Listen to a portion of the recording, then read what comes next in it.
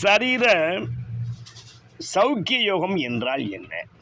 லக்னாதிபதி என்று அழைக்கப்படும் உயிர் ஸ்தானாதிபதி, குரு என்று அழைக்கப்படும் பிரகஸ்பதி பெரும் தனக்காரன், சுக்கிரன் என்று அழைக்கப்படும் இகபோக சுகபோக நாயகன், இவர்கள் மூவரும் சேர்ந்தோ அல்லது தனித்தோ சரராசி என்று அழைக்கப்படும் மேசராசி, கடகராசி, துலாம் ராசி, மகர ராசி போன்ற இடங்களில் அமர்ந்திருப்பதுதான் இது சரீர சௌக்கிய யோகமாகும்.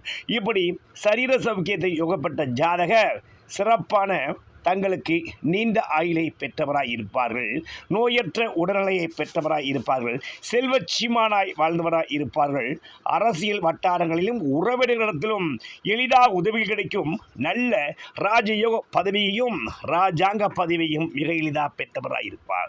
இவர்களில் இந்த லக்னாதிபதி சரராசியில் ஆட்சி உச்சம் பெற்று 10ஆம் இடத்தில் இருந்து ருச்சக யோகத்தில் அமர்ந்தால் இந்த ஜாதகர் அரசியல் வட்டாரத்தில் மிகப்பெரிய எம்எல்ஏ, எம்பி போன்ற பதவிகளை பெறும் மகா புகழ் பெற்றவராகவும், மகா செல்வாக்கு யோகம் பெற்றவராகவும், மகா தனபாக்கிய யோகம் பெற்றவராகவும், அன்றும் இன்றும் என்றும் ராஜாவாயும் தன் குடும்பத்திற்கே இவர் பற்றி மிகப்பெரிய செல்வாக்கு உடையவராக இருப்பார். இவர் பிறந்த ஊருக்கு பெருமை சேர்ப்பவராக இருப்பார், பிறந்த நகரத்துக்கு பெருமை சேர்ப்பவராக இருப்பார்.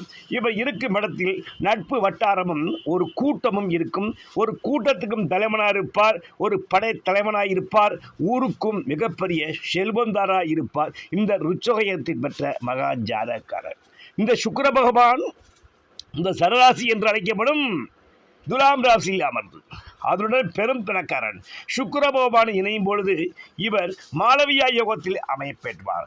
அதாவது மாட மாளிகை கூட கோபுரமான வீதி வாசலில் அமைய பெற்றவராகவும், மகா தனபாக்கியம் பெற்றவராகவும், அரசியலில் மிகப்பெரும் ராஜயோகம் பெற்றவரும், விவிஐபி லிஸ்டில் வரக்கூடியவரும், வாகன யோகம், மிகப்பெரிய செல்வாக்கு யோகம், நூற்றுக்கணக்கான ஆயிரக்கணக்கான பொன்னாபரணங்களை அதிகம் அனுபவிக்கக்கூடியவராகவும் மிகவும் நீண்ட ஆயுளை உடையவராய் இருப்பார்.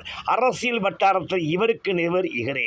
அந்த வகையில் புகழுடன் செல்வாக்கும் வாழும் இவர் ஒரு கூட்டத்திற்கு தலைவனாய் இருப்பார். இவர்களை சுற்றிலும் எப்பொழுதும் ஒரு கூட்டமும் ஒரு நாடும் இவர்களுக்கு கட்டுப்பட்டிருக்கும்.